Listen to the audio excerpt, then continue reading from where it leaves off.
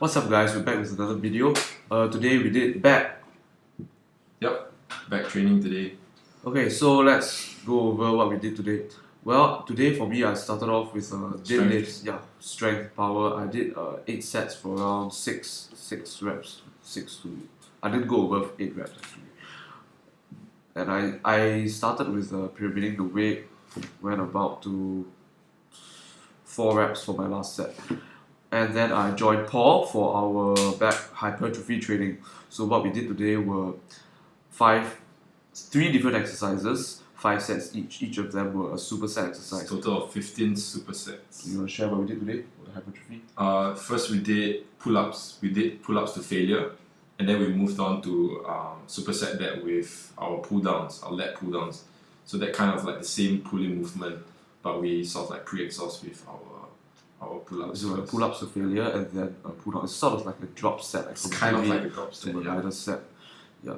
And then we did overhand free weight barbell rows, superset with underhand pull-downs.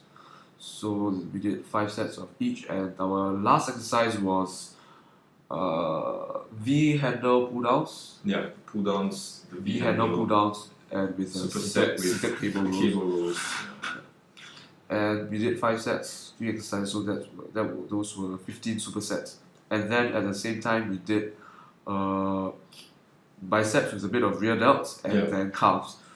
So it's because of our training split. We're kind of trying a new training split. What we do is on Sundays, we'll train legs. It starts with legs. Yeah, it starts with legs on Sundays. And then Monday will be chest, because we have to train chest on International Chest Day, right? So we have chest, but we train chest with all the pushing exercises, right? So it's like a chest, shoulders, triceps. So chest with kind of our front delts. And a bit of the side. Yeah, and also with, our triceps, right? And then on Tuesdays, we will do back, right? Like today we do back. Our back will be with biceps and our rear delts, because all the pulling movements, right? And then this whole cycle will repeat again starting on Thursday. So Thursday we'll do legs, and then followed by chest, triceps on Fridays, and then again back and biceps on Saturdays. Yes. But the break that we have on Wednesdays, we actually use it to train shoulders. Yeah.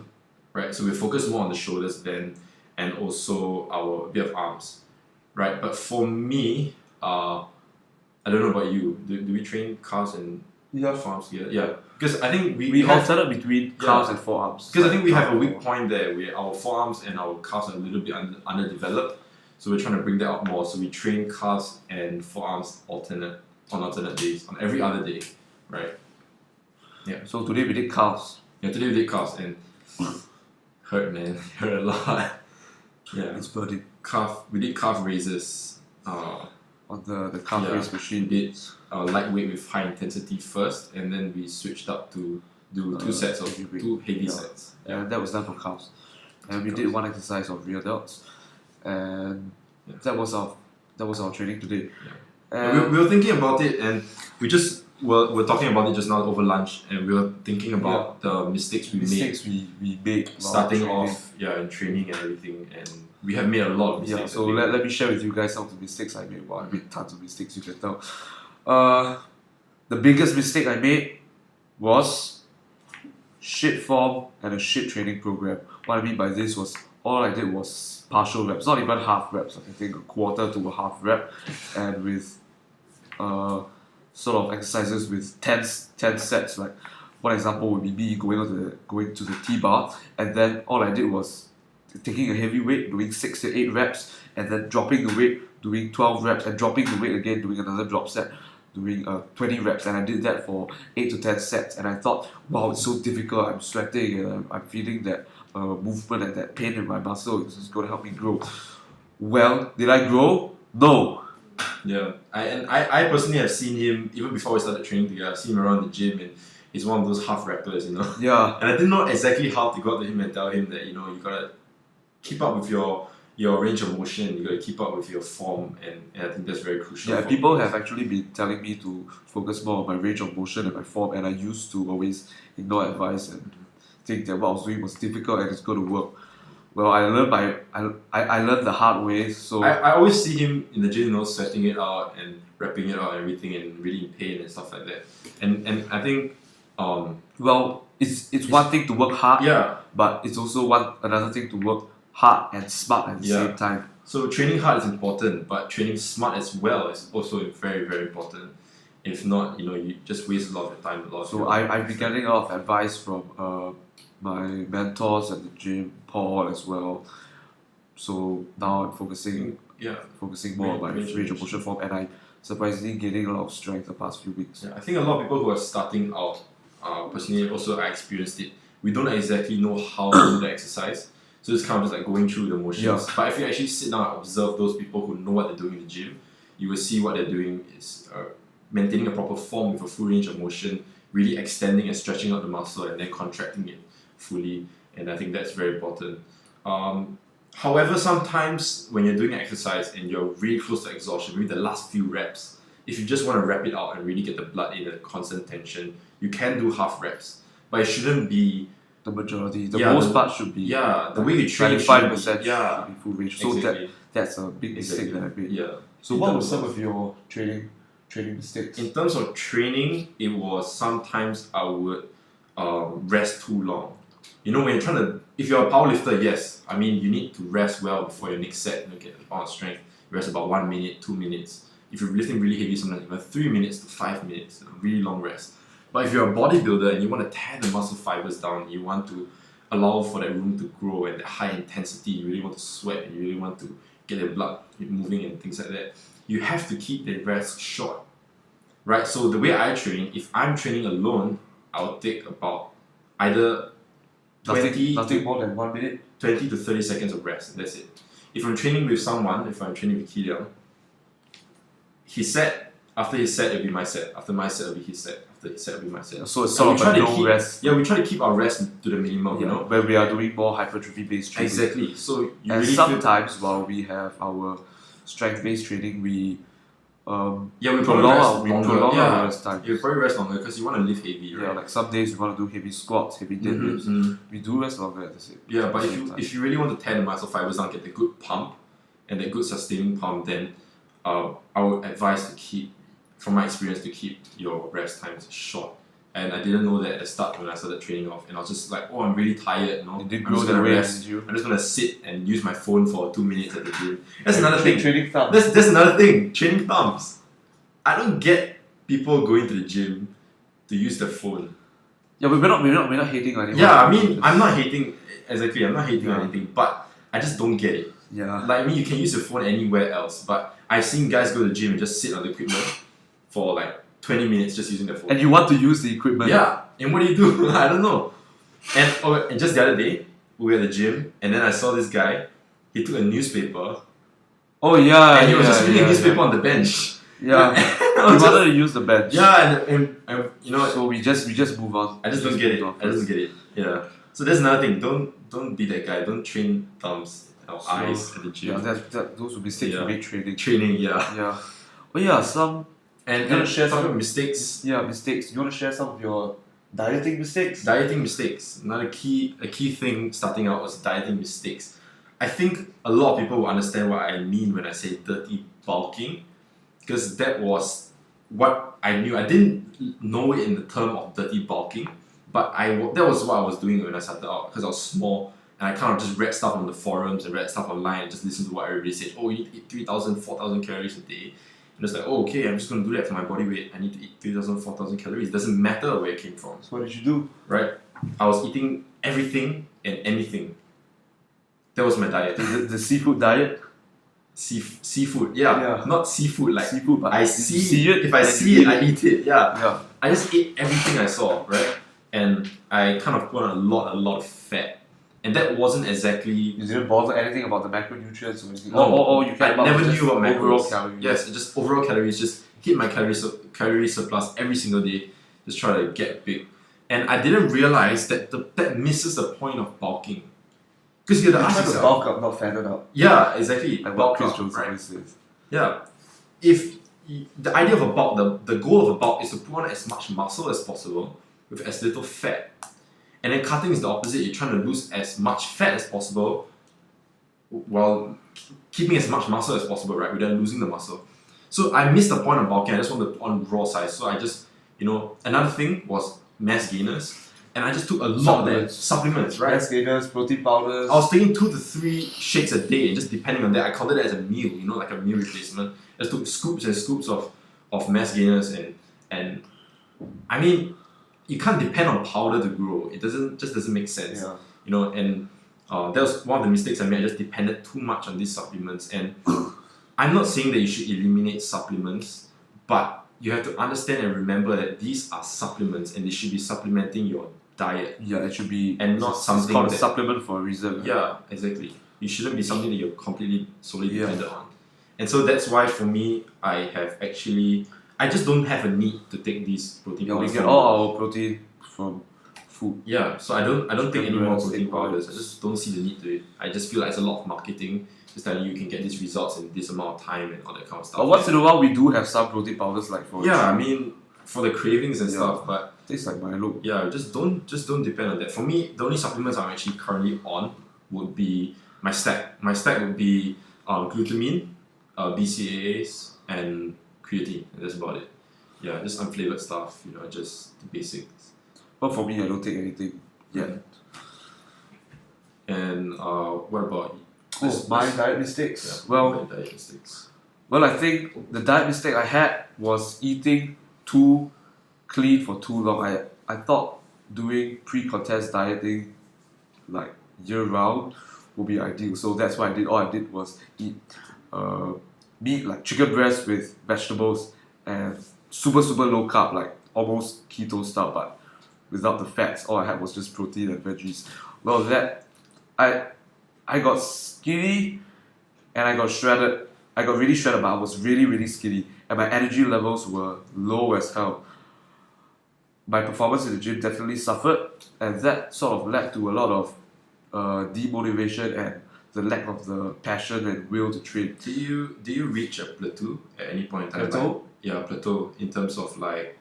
Well, it wasn't really a plateau. It In terms was of just burning- downhill. It was just a downhill road. Right. In terms of burning fat, do you like stop after a while? Yeah, I did, and I thought I had to be even more strict with my diet. It could be insulin resistance. You could have developed insulin resistance from eating clean for too long.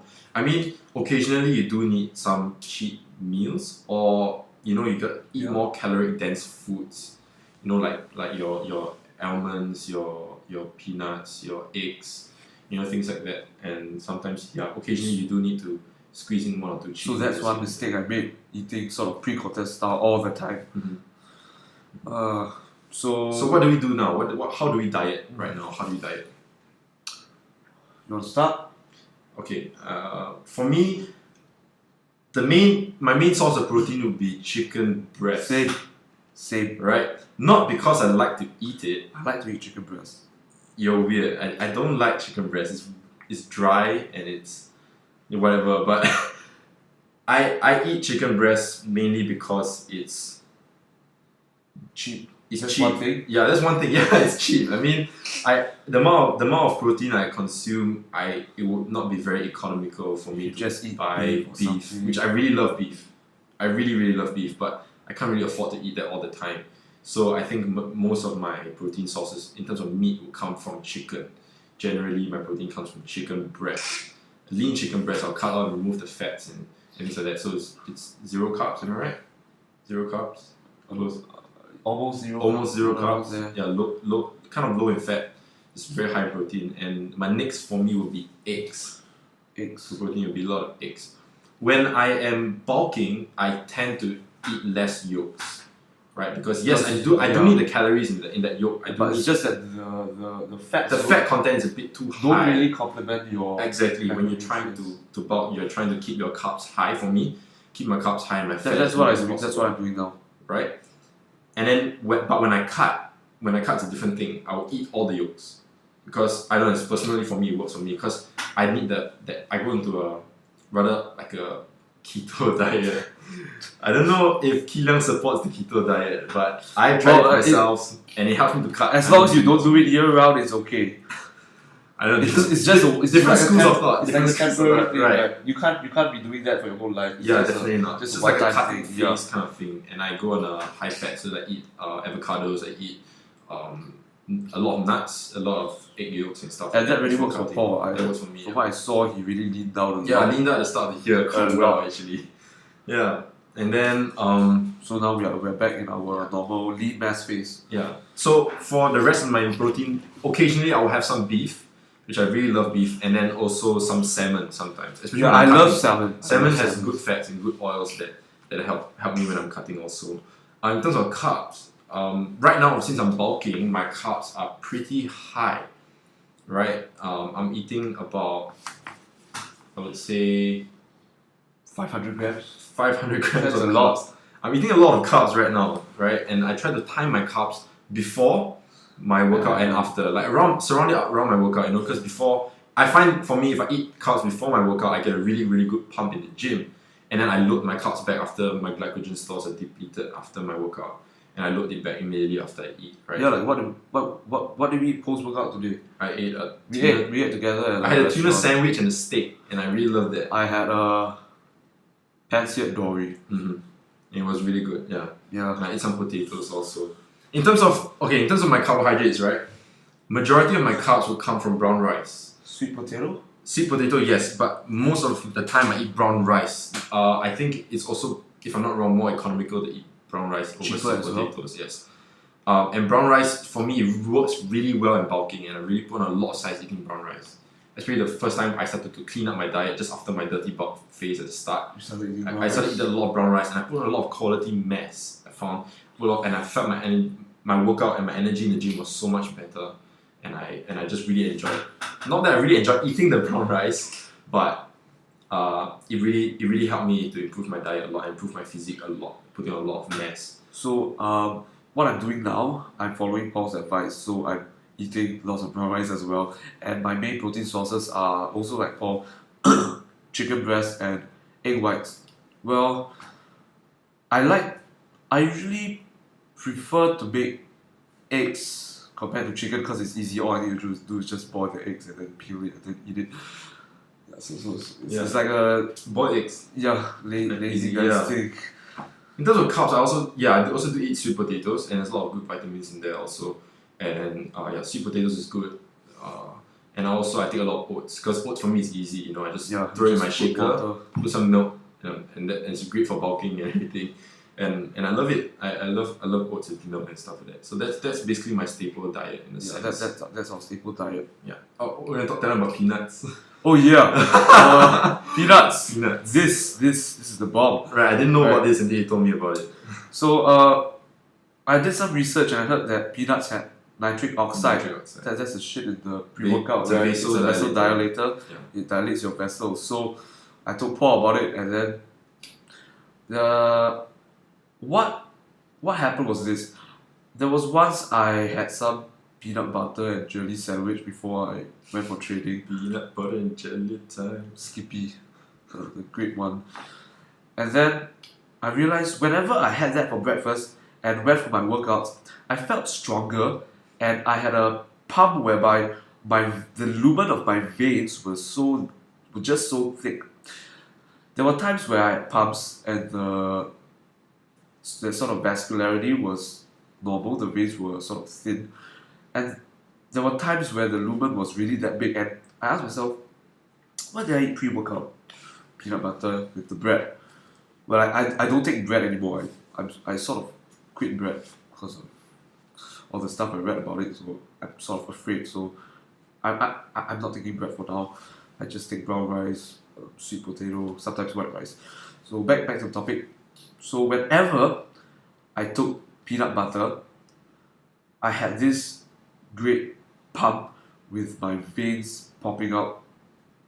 So my basically, skin. he told me about that, and so we decided to try it out. And we So downed a ate- whole pack of peanuts. Yeah, before we went for training. before we were training, And it was true. pump was We crazy. were doing, what was that day? I have no idea why. What did we do that day? It's crazy.